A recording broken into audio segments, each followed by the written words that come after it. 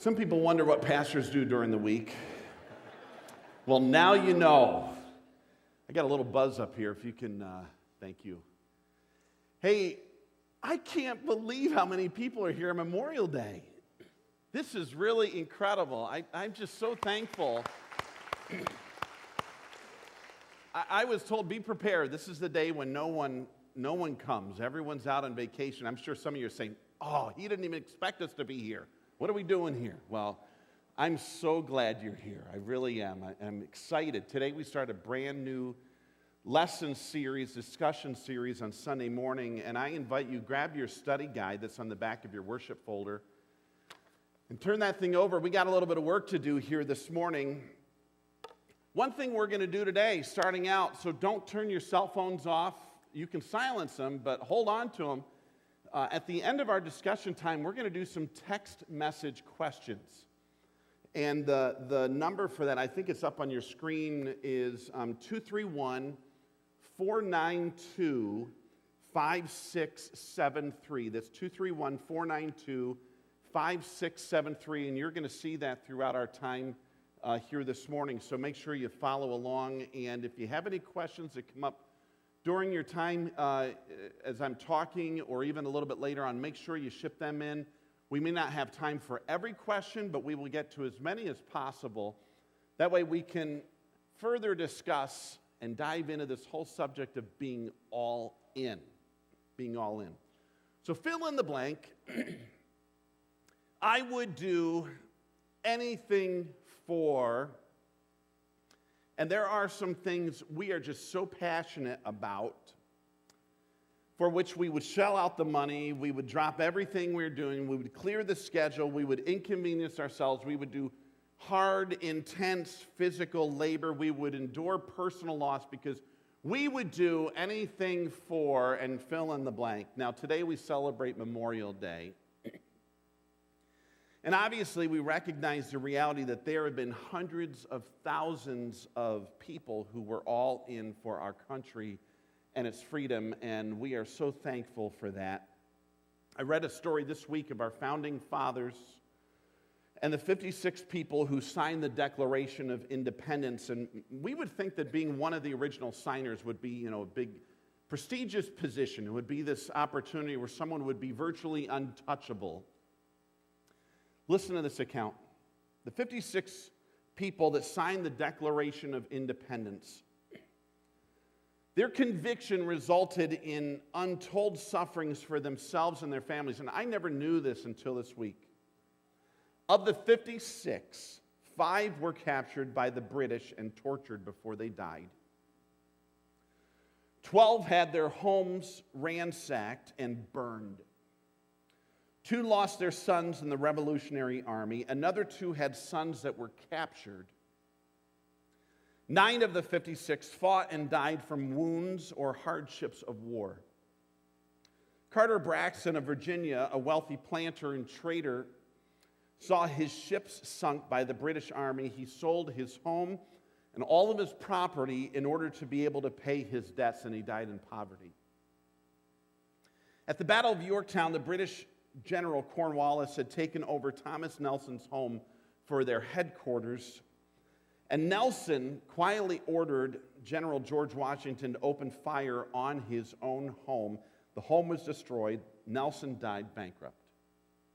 John Hart was driven from his wife's bedside as she was dying.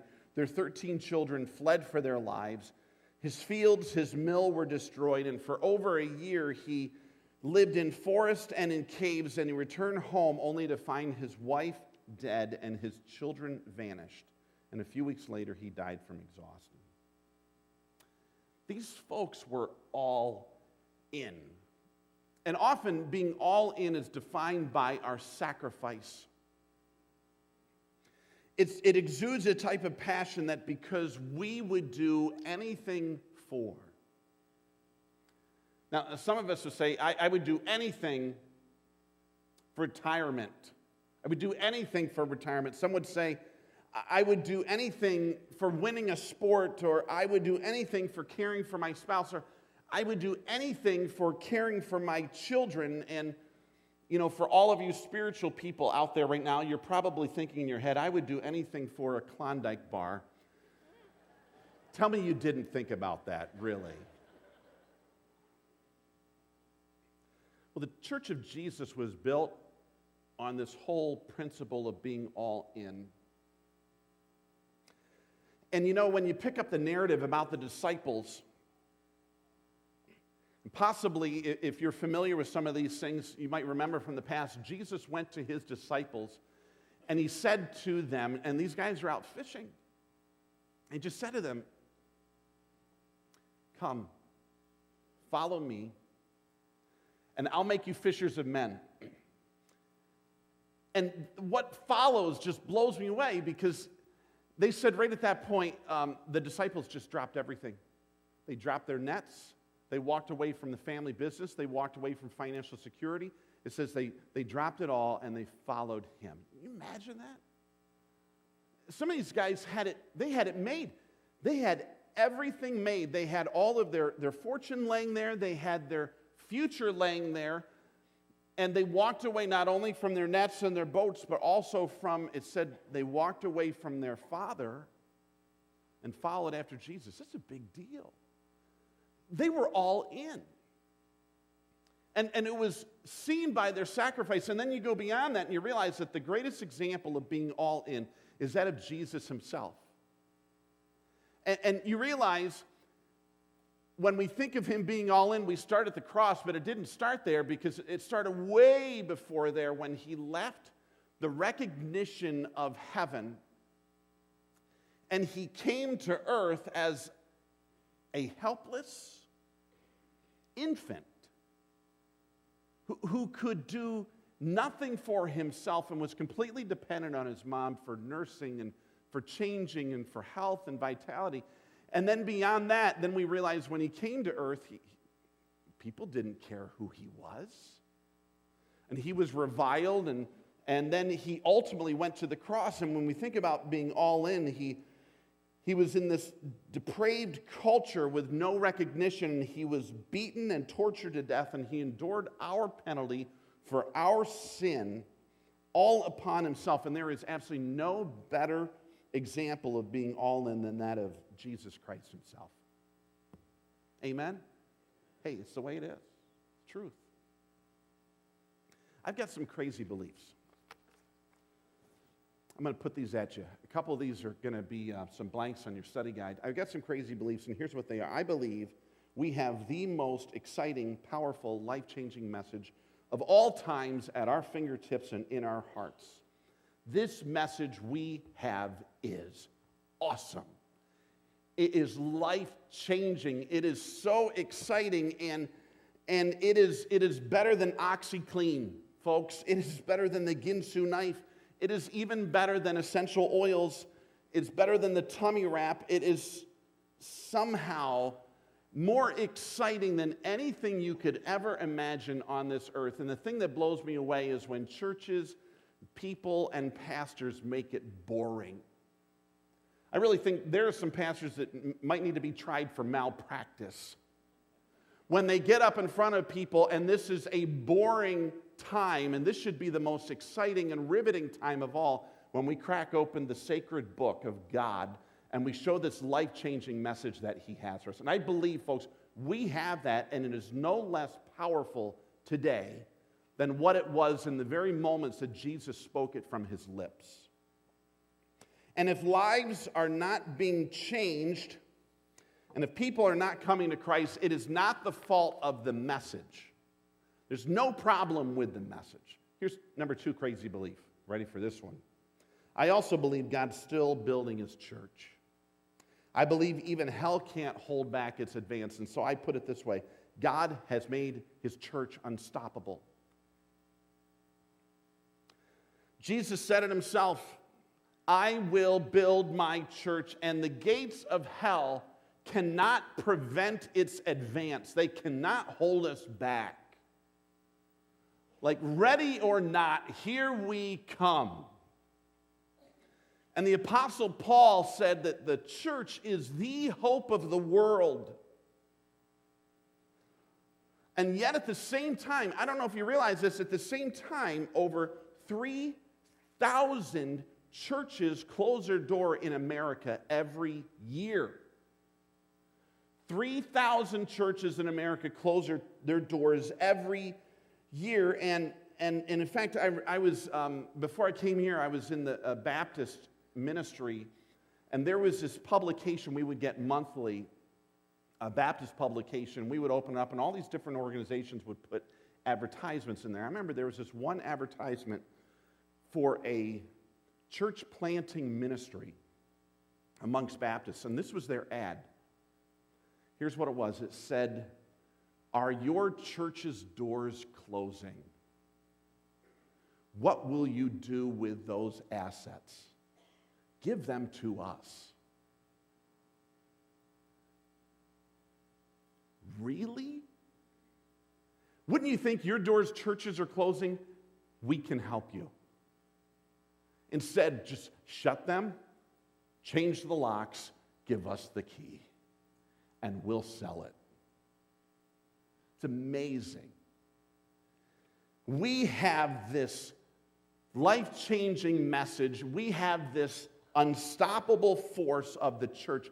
And how I know it's unstoppable is when time ends, folks, and God calls us to glory, the church is still there. We exist all the way up until he pulls us into heaven.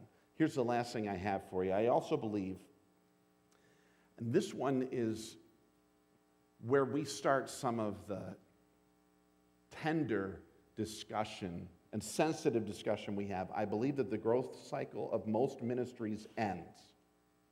The growth cycle of most ministries end when it is more concerned about the desires of those within rather than reaching those without.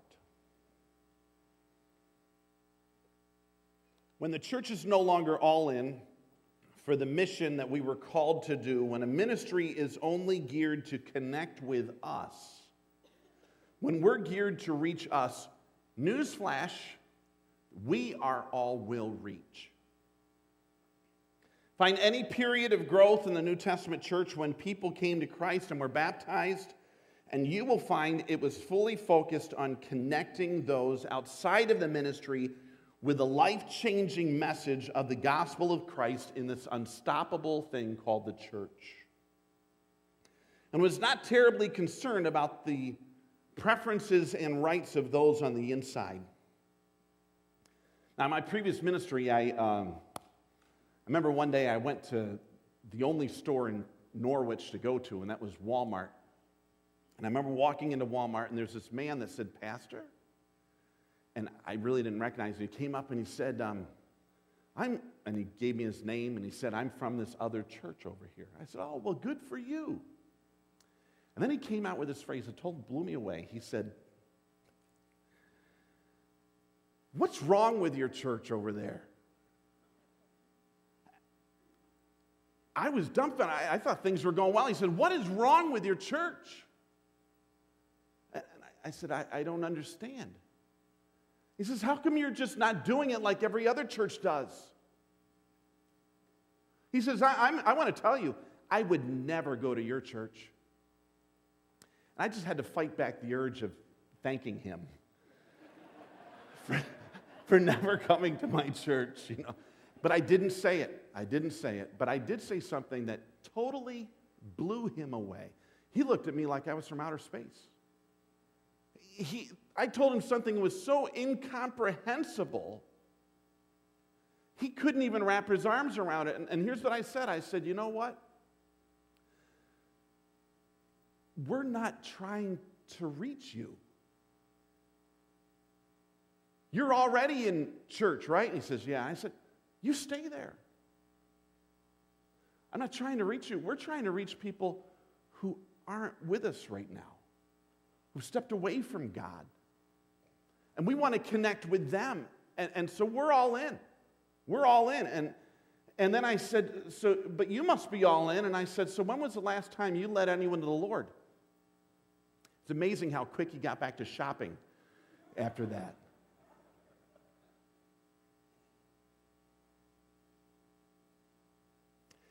I'm not sure if you can feel it, but our ministry at East Bay is starting to turn its face more outwardly.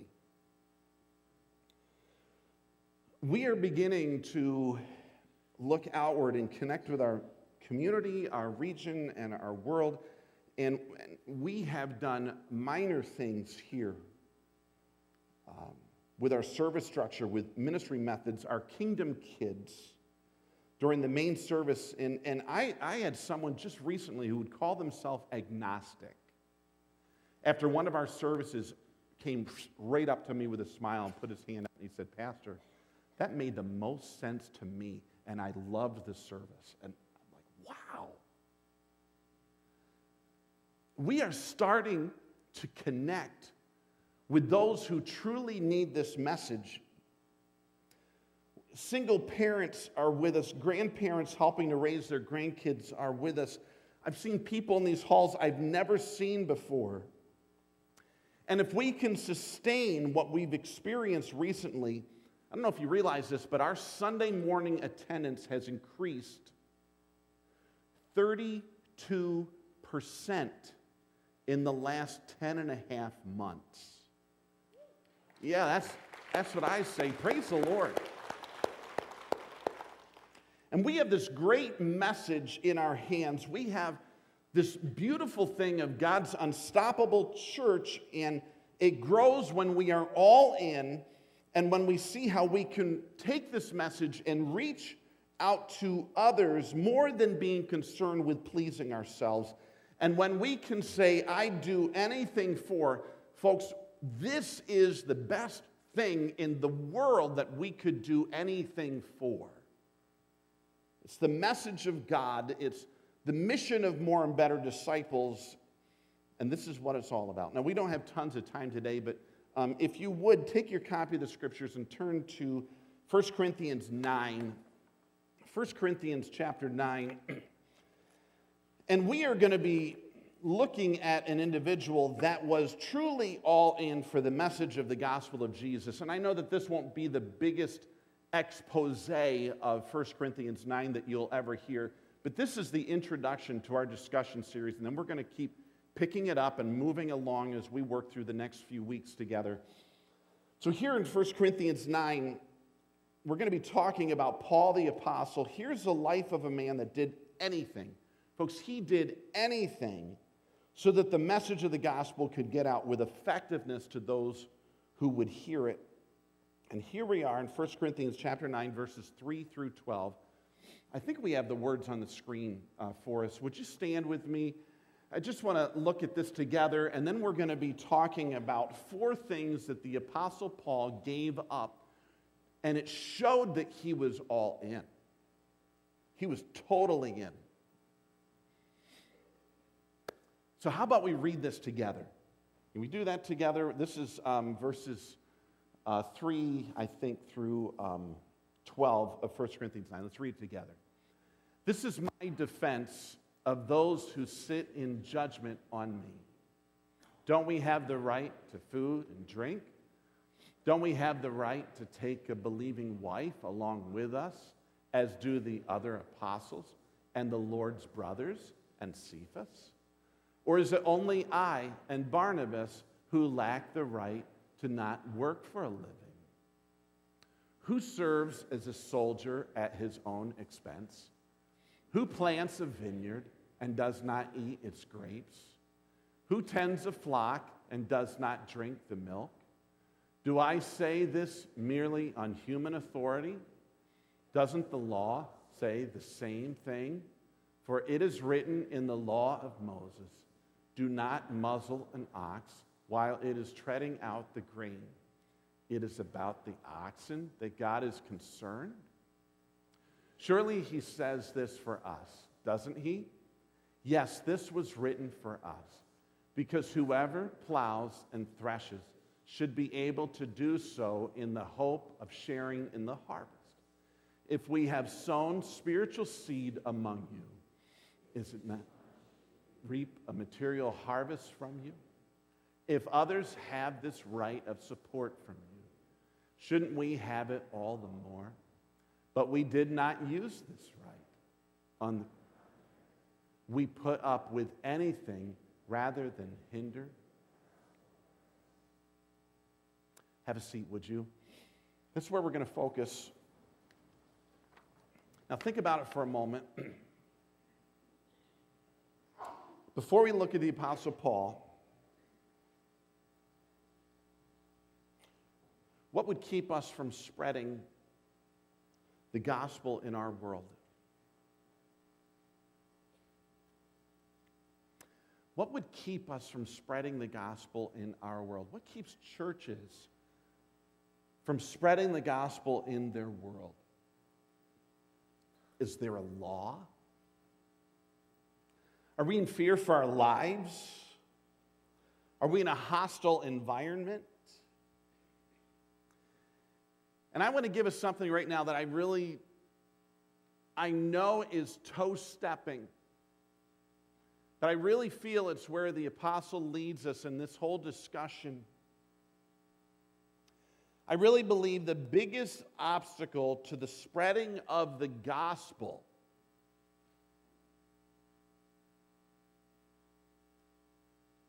is us. That was Paul's reality. It's ours too. And we see this because the thing that he had to deal with to keep the gospel at the forefront was himself. To check this out, let's just look at it together, these verses starting even to back it up to verse 1, if you're there in your copy of the scriptures. I want you to see something about the apostle. Verses 1 through 3, he put it out there. Am I not free? Am I not an apostle? Have I not seen Jesus, our Lord? Are you not the result of my work in the Lord? And he says, even though I may not be an apostle to others, surely I am to you. For you're the seal of my apostleship in the Lord. This is my defense to those who sit in judgment on me. And he goes through a few other things. And so the very first thing that the apostle gave up there in your notes, it mentions, is recognition for his position.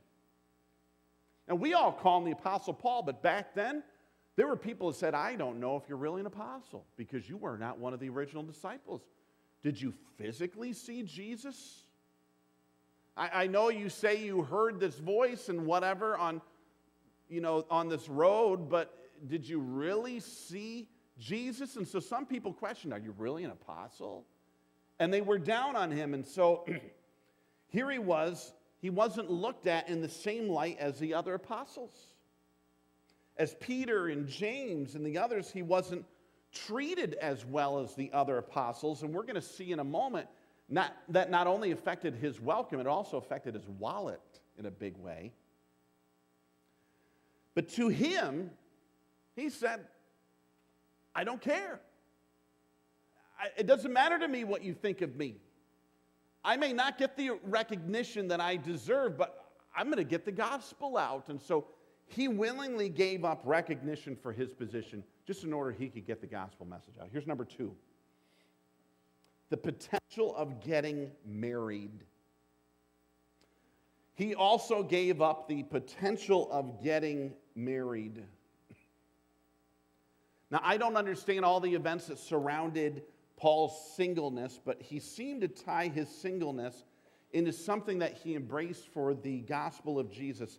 And in fact, that's what he says in 1 Corinthians 7. He mentions in a couple places, he says, you know what, I'm not tied down by anything. I am free to go. And since he traveled so much, this guy traveled all over the place. It probably was better that he was single, so he could be unhindered in any way to getting the gospel message out, and he sure did. Paul mentions he used his singleness so he could focus on the mission of God and how he could please the Lord. And others took the advantage to be married, and if you notice, it mentions in verse 5 of 1 Corinthians 9, don't we have the right to take a believing wife along with us, as do the other apostles and the Lord's brothers, and even Cephas? And you know who Cephas is? It was Peter. Even Peter was married. Or is it only I and Barnabas? And so while some people give up everything to be married, for Paul, he gave up marriage for the sake of getting out the gospel. And let me give you one caveat here, folks. If you're already married, don't give up marriage for the sake of the gospel. Stay married for the sake of the gospel. Amen? A little louder, please. Amen? Okay, your spouse needed to hear that. But he says, I'm single. Oh, well, here I go. I got to get the gospel out. Here's number 3. He gave up compensation from people he ministered to. Now, in this day, churches sensed a great obligation to care for the apostles. And so Peter was cared for, James, John were cared for. And he mentions that in here, and he's like, verse 6, is it only I and Barnabas who lack the right to not work for a living? He's like, so I have to work and minister to you? And he could have used biblical arguments, like look down at verse 13 and 14. He could have used all this. Don't you know that those who serve in the temple get their food from the temple, and those who serve at the altar share in what is offered at the altar? In the same way, the Lord has commanded that those who preach the gospel should receive their living from the gospel. The Lord has commanded it, and he was not being compensated. And some people would say, you know what? I'm not getting paid. I can't get the gospel out. I wish I got some compensation, then maybe I could get the gospel out, but I'm not. I have to work for a living, so there's nothing I could do. And he says, you know what? I'll work and get the gospel out. And I'm not sure if you're familiar with what he did, but he made tents. And he sold them. And then he took the money and he spread the gospel. It wasn't going to stop him in any way, this lack of financial support. He said, I'm on it. I may not have all the money in the world, but I'm going to take what I have and I'm going to spread the gospel. And here's number 4. You look down at verse 19. We didn't get to read this earlier. But he walks into this discussion even on various cultures and people groups that he would be dealing with. And he says, I'm free and belong to no one, but this is an interesting quote. I have made myself a slave to everyone, to win as many as possible. To the Jews, I became like a Jew to win the Jews. It's not a big deal. The guy was a Pharisee. He knew the law. He understood all of it. But interesting, verse 21, to those not having the law, I became like one not having the law, though I'm not free from God's law, but under Christ's law, so as to win those not having the law. To the weak I became weak. To win the weak I have, and this is quite the quote, I become all things to all people, so that by all possible means I might save some. I do all this for the sake of the gospel, that I might share in his blessings. He gave up personal preferences, made himself a slave to everyone. And although he was a Jew, he was a Pharisee, he knew the law. It's interesting that Paul was most known for being the apostle to the Gentiles, to the non-Jews. I want to connect with them. They're the ones that he identified with the most. Paul never changed the message, but he did change his approach to the message so that it would be unhindered to the people he was ministering to. And so here we come to this phrase. It's what we're talking about. It's what the pastors are doing all these heroic stunts for during the week on video. And it is all in. We're all in. And it's best determined by what we sacrifice for, what we suffer for, what we put up with, what we give up for. For the Olympian, it's their diet, it's their practice, it's their time with others. For the business person, they give up money and long hours and weekends. And for the parents, it's long nights and shuttling the kids in different places and investing money and time. But for the Apostle Paul, when it came to God's church and God's mission, he said, you know what? Recognition? Don't need it. Married? I'm not married, and I'm not going to worry about it. Money? Whatever. Preferences, I don't care. He says, I'll give it all up. I'll give it all up. And here's the big thing, and I want to give this to you, and then in just a moment, I want your text message questions, and we'll see what things are pouring in here. This is the phrase I want us to think about. More significant than what we give up is why we give it up. Millions of people have died. But we recognize a select group this weekend because of why they died. Millions of people have died. But on Good Friday and all the other good days of the year, we remember Jesus Christ. Not that he died, but why he died. And so here we talk about more significance than what we give up. It is why we give up. And if you're in chapter 9, here's the two verses that just need to burn a hole right through us. And I love it, verse 12. But we did not use this right. On the contrary, here's the last part of the verse. We put up with anything rather than hinder the gospel of Christ. I'll put up with anything so that the gospel of Christ will not be hindered, and I don't want it to be slowed down. And if you notice verse 22 and 23, and we read these a little bit earlier, to the weak I became weak, I have become all things to all people, so that by all possible means I might save some. I do all this for the sake of the gospel, that I might share in its blessings. All of it is the why. Why do we adjust? Why do we sacrifice? Why do we give up? And the whole reason is because there are people who are desperately dying without Jesus Christ. And they need to hear the gospel message that Jesus died for them, and they need to belong in a community of others that believe the same thing and live to please him.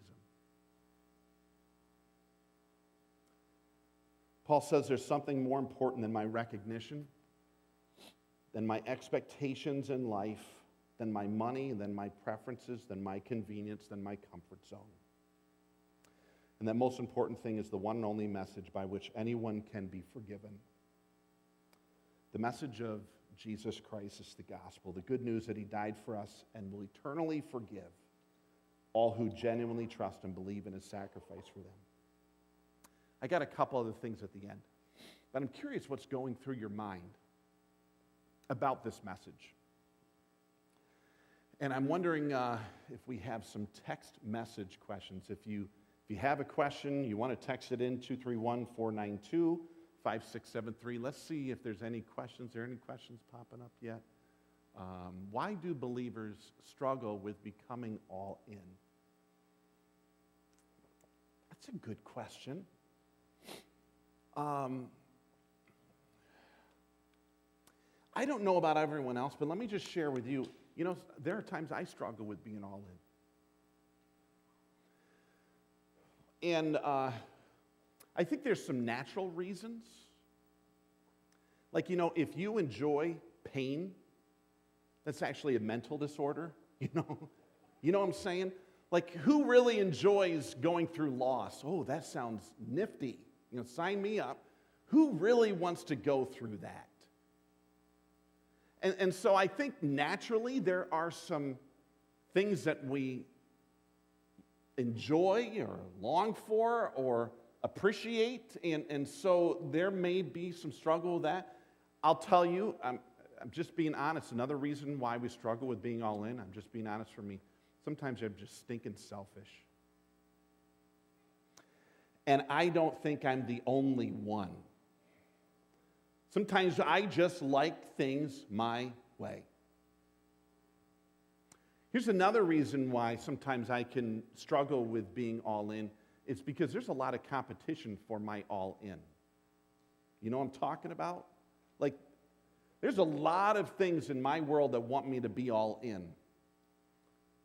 And if you don't believe me, you just watch the commercials on TV, and they all want you to buy in, to go, get in on this. You pull up Facebook, and there's all these ads. Some reason I have ads that pop up for filling in hair loss and tummy wrap, and I'm like, is there a camera on me? Like, how do they know this, There's a lot of competition out there. And so, here's another reason. There's some churches that don't challenge their people to be all in. There's some guys that'll stand up here, or some people that stand up here, and they'll say, you know what, you're just great. You're just awesome. I just love you. Put money in the plate. Come back next week. God bless. And we've identified our mission here as more and better. And so I'm not going to stand. I do love you. I think you're great, but I'm going to stand up here and say, you know what? We have a world to reach with the gospel of Jesus Christ. And we've got to do it because the government's not going to do it for us. I don't know any other community group that's charged with the mission of the gospel of Jesus Christ. It's us, gang. We've got to do it. So some of it's the church's fault, too. I don't know if that answers that question, but there you go.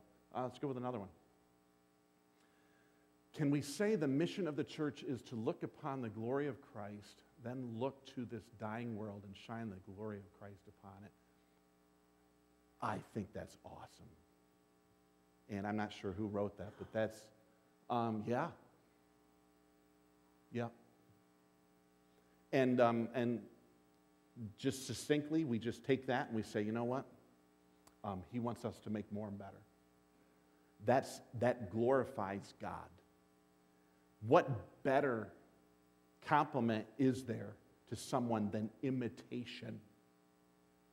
And we say, God, we want to glorify you by getting as many people together who will imitate and live like you live. That's ultimately glorifying God. Great thought. I love it. Okay, next. How do you become all things to everybody in order to win them to Christ without burnout or compromising the message? I'm glad it didn't say in 30 words or less. Wow. The one thing, what I can say for us is we initially try to connect here. In this region, in our generation, in this culture, and we try to connect here. We are missionaries to northern Michigan. And so I try to connect northern Michigan-y. And so if there is someone that we put on the mission field in Africa, I do not want them to be northern Michigan-y to Africa. You be African-y to Africa. And you connect with those people in their culture because Jesus came for the globe and not just for one specific cultural expression. And so, that's the big deal. I will tell you, my passion is to hold true to the message, and I'm being transparent. If ever this message changes, I want to see about 500 people follow me back to my office on Sunday morning and say, Pastor, I think we changed our message. If we strip the message, then we ultimately have no mission, because the message is what changes people's lives. So there needs to be group accountability, and I know our elders are keen on making sure our message does not change. And I don't think we need to water down our message to reach people. In fact, the reality is, it is a clear message mostly that reaches them. We're just talking about methodology and things like that. And burnout, wow, that is a toughie. Even Jesus took a little time out. I don't want you to get thinking about this right now because we're not done, but even Jesus took time out on a boat. But don't get up and leave yet, okay? Even he got away from people to refresh, He just didn't stay there. And he came back and he connected with him. And we do need to watch out. I've been there. I'm sure many of you have been there. We just work, and there's not a whole lot left in the tank. And we do need to be concerned about that.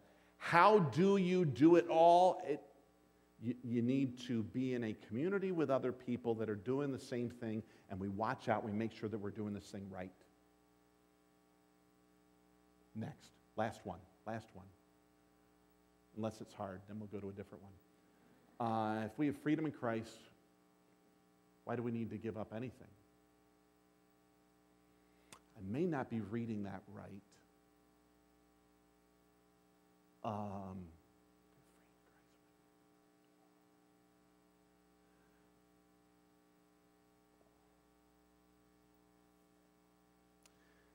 Maybe, let's see if I'm reading this right. If we have freedom in Christ, why do we need to give up anything? You don't. Unless it's sin, then you better give it up because you don't have freedom of sin. But for you personally, you don't.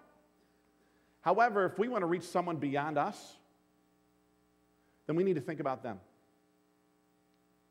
That's what Paul did. Paul didn't get in there and say, you know what, here's how I like everything. And this is the way I want the church in Antioch and Galatia and Corinth and everyone to do it. No, he's like, hey, if you're reaching Jewish people, kind of be Jewish. Now, you don't change the message. You want to reach the Gentiles, you know what? You better understand them.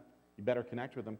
And so if it's a matter of you in your personal life, I'd say enjoy Jesus and your worship and love of him in your personal life. However, if you're going to be a missionary in Africa or northern Michigan or whatever, you need to think about the people that are around you if we want to have an impact beyond ourselves. I may not have answered that well. I may not have understood it right. If I didn't, I apologize.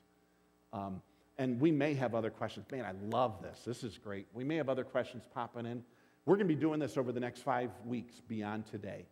And so make sure you bring your cell phone and be ready to ask questions as we talk about other subjects and go along the next little bit. I want you to think about something as we finish up. 2 quotes I want to give us. One is by John Henry Jowett. It's right there. I think it's on your notes. And this is the truth.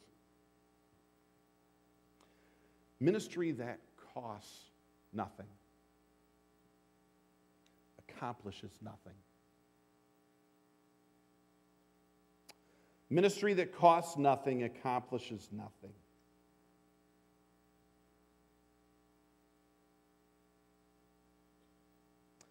The last one is by a famous 19th century philosopher,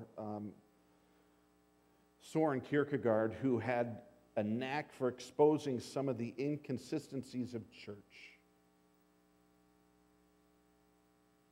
Here's what he said.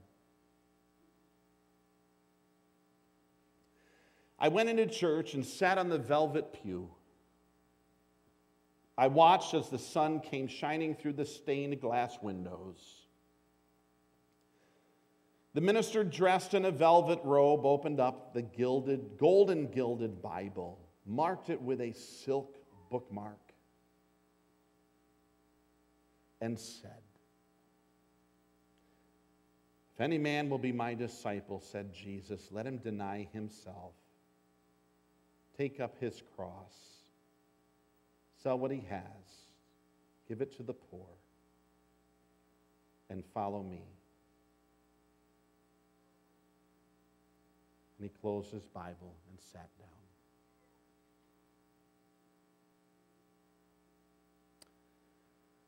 Father, I'm just asking that you continue to fuel our passion for a mission